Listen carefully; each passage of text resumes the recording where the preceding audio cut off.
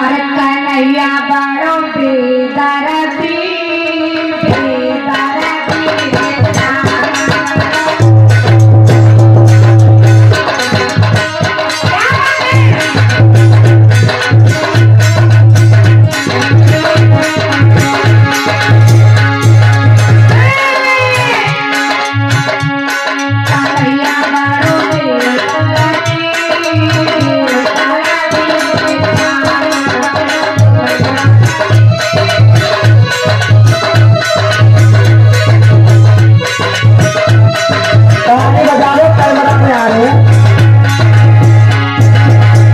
तीसरी आंख चल रही है।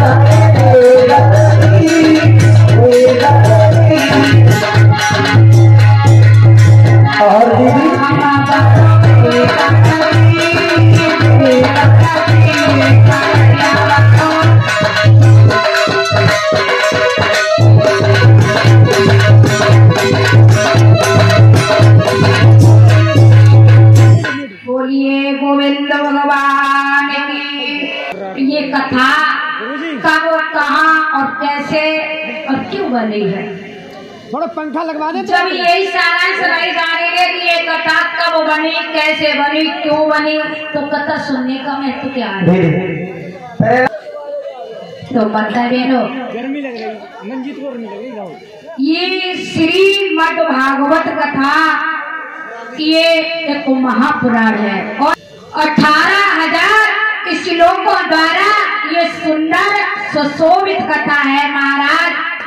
हर मन की पीड़ा को हरण करने वाली ये कथा है, हर कलेश को शांत करने वाली ये कथा है। जयपाल भैया महाराज, हम सबको विश्वास करके इस कथा का गुणगान करना चाहिए और सुनना चाहिए।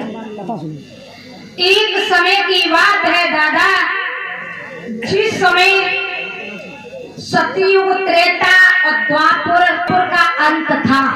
सतयुग त्रेता द्वापर के अंत में कलयुग के कुछ चिन्ह दिखाई दिए। जिस समय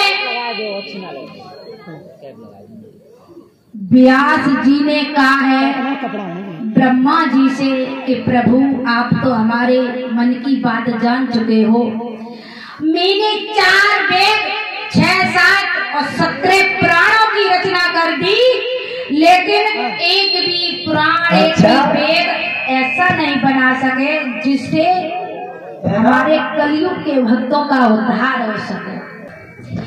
याद रखना महाराज, जिस समय ये बात कही है तो ब्रह्मा जी कहने लगे देखो व्यास जी तुमने श्रीमद् भागवत नहीं बनाई है, ये 18वां पुराण कहलाएगा। और श्रीमद् भागवत बना के तैयार करो, कलयुग के भक्तों का कल्याण निश्चित हो जाएगा। अब महाराज व्यास जी कहने लगे प्रभु मैं ये श्रीमद् भागवत कह सकता हूँ। और कहने का मतलब ये है मैया जितने लोग होंगे वही सुन लेंगे, और जो यहाँ पर होगा नहीं तो आगे जब लिखी नहीं जाएगी तो आगे लोगों को ये कथा कैसे पता चलेगी। तो ब्रह्मा जी कहने लगे प्रभु मैं ये कथा कह सकता हूँ। व्यास जी ने ब्रह्मा जी से कहा प्रभु मैं ये कथा कह सकता हूँ, लेकिन इसका लेखक किन्हें बनाए। महाराज लेखक की जब बात आई तो ब्रह्मा जी ने कहा देखो व्यास जी लेखक तुम गणेश भगवान को बनाओ, क्योंकि महाराज इंसान के अंदर बुद्धि होनी चाहिए, चतुराई होनी चाहिए, सुंदरता से कुछ नहीं होता है। अरे बड़े हट्टे कट्टे हो, गोरे पीरे हो, अगर दिमाग नहीं है तो कुछ काम के नहीं है। इंसान चाहे कितना ही क्रूप क्यों ना हो, कितना ही काला क्यों ना हो, अगर उसके अंदर दिमाग है महाराज दुनिया की हर जन्नत हासिल कर सकता है। सही बात है महाराज। और गोरे पीरे से कितने को महाराज अगर दिमाग नहीं है तो फिर भी आओ। तो भगवान ब्रह्मा जी ने और नारायण जी ने, नारद जी ने, सभी ने, व्यास जी ने मिलकर के गणेश भगवान की प्रार्थना की कि प्रभु पधारो, मैं कथा कहने जा रहा हूँ और आप इस कथा का लेखक बनो, इस कथा को लिख दो तो हमारे कलयुग के भक्तों का उद्धार इस कथा के माध्यम से हो जाएगा। आज महाराज कैसे विनती कर रहे हैं, हमारी माता बहन सभी बोले पहले तो मैं मनावे गोरी के लाला,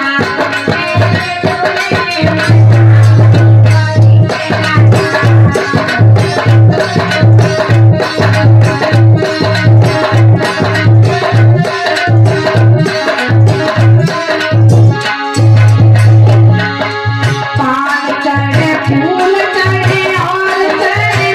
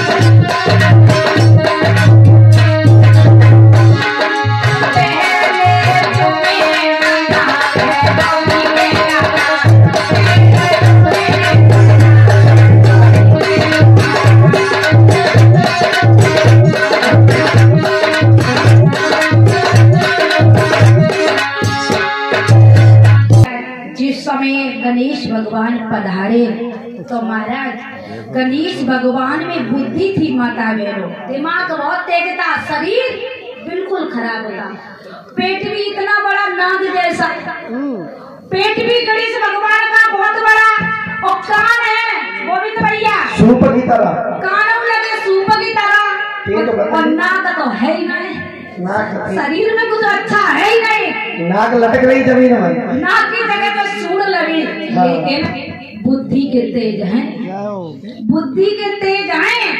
तो जब गणेश भगवान पधारे तो गणेश भगवान ने व्यास जी से कहा है कि महाराज मैं तुम पर बहुत प्रसन्न हूँ और मैं जान चुका हूँ तुमने मुझे क्यों बुलाया है, मैं तुम्हारी कथा लिखने को तैयार हूँ। किसने कहा? गणेश भगवान ने। किससे कहा? व्यास जी से कहा कि मैं तुम्हारी कथा लिखने को तैयार हूँ, लेकिन अब माता लेकिन किंतु परंतु अचानक, लेकिन किंतु परंतु अचानक, जहाँ पर ये चार शब्द आ जाते हैं वहाँ पर शंका हो जाती है। तो गणेश जी ने कहा कि मैं तुम्हारी कथा लिखने को तैयार हूँ, लेकिन तो व्यास जी ने कहा लेकिन का मतलब क्या है भगवान? कि लेकिन का मतलब ये है जब तक तुम कथा कहोगे तब तक हम लिखेंगे। वो जिस समय आपने अपनी वाणी को ब्रह्म दे दिया उसी समय हमारी लेखनी बंद हो जाएगी। तो वेद व्यास जी ने कहा भगवान ये मांस की जीव है, ये मांस की जीव है, हो सकता है कभी गलत शब्द भी निकल जाए, तो ऐसो मत करियो तुम अच्छे अच्छे ठीक दो, खराब ही खराब लिख ले तो फिर होएगा कल्याण। तो हमारी भी एक शर्त है प्रभु, ऐसी कथा लिखना, ऐसी कथा को लिखना जैसे दिन दिन का कल्याण हो सके, प्राणियों का कल्याण हो सके। आज महाराज व्यास जी आसन पर विराजमान है और गणेश भगवान कथा लिखने को तैयार है। कैसे लिखा है और क्या बताया व्यास जी ने गणेश भगवान को, पता है महाराज?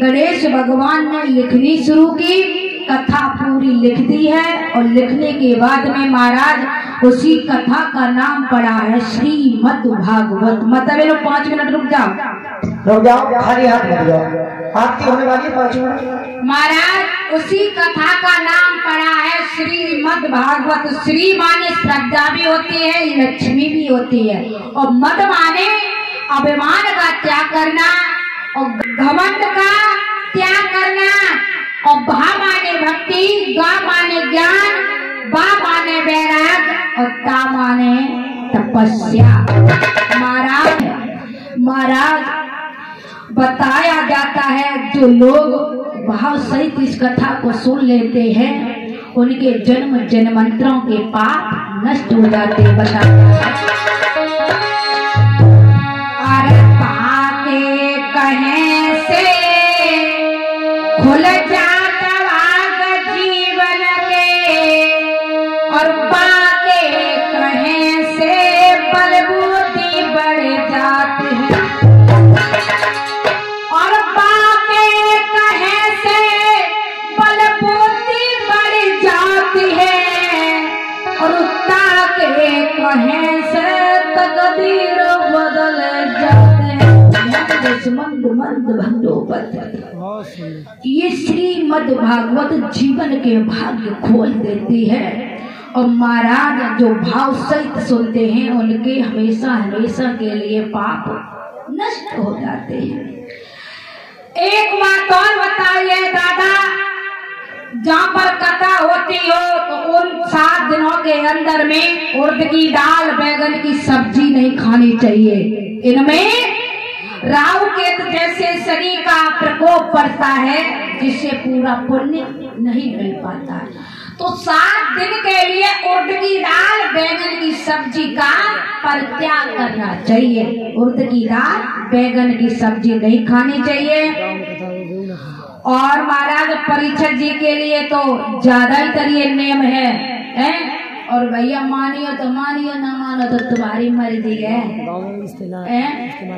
ये नियम लागू सभी के ऊपर है। जो कोई कथा 7 दिन के अंदर सुनता है, पूरे गांव से हम कह रहे हैं, सभी से कहना 7 दिनों के अंदर उड़द की दाल और बैगन की सब्जी नहीं खानी चाहिए। और महाराज सभी को विध विधान से कथा सुनना है, और कोई भी हमारे भाई बहन बिना समय से कथा में नहीं आएंगे, समय से उपस्थित होंगे। और कलश वाली बिटियों से कहना है, कलश वाली कन्याओं से कहना है,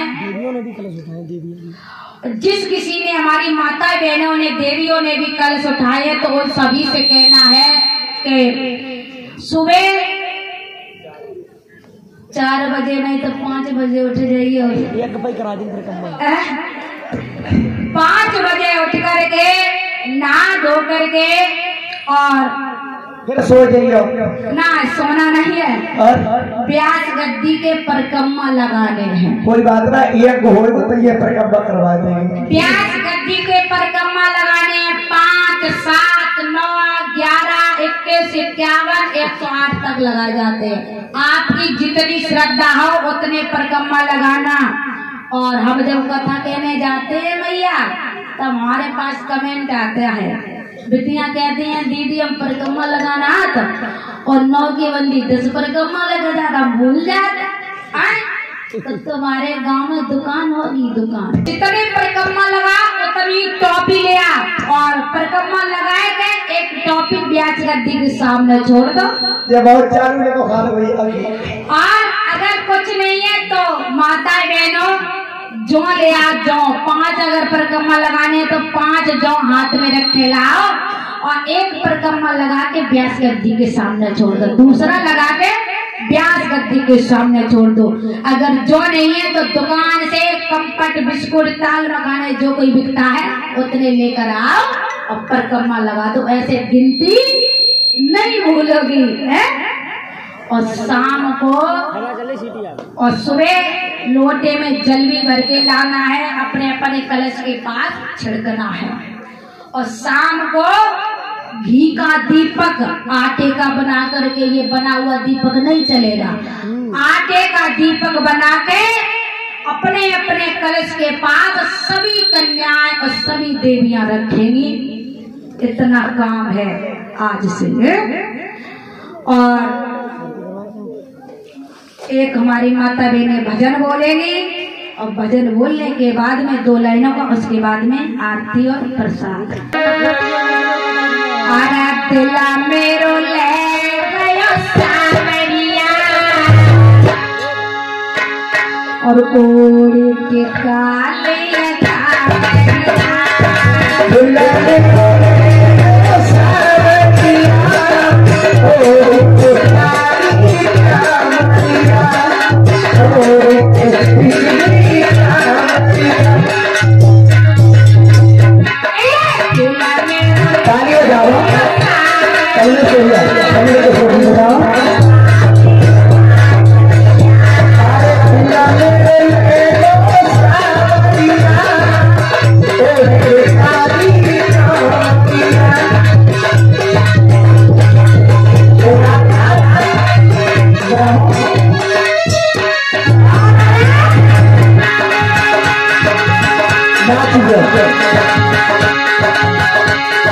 Gracias.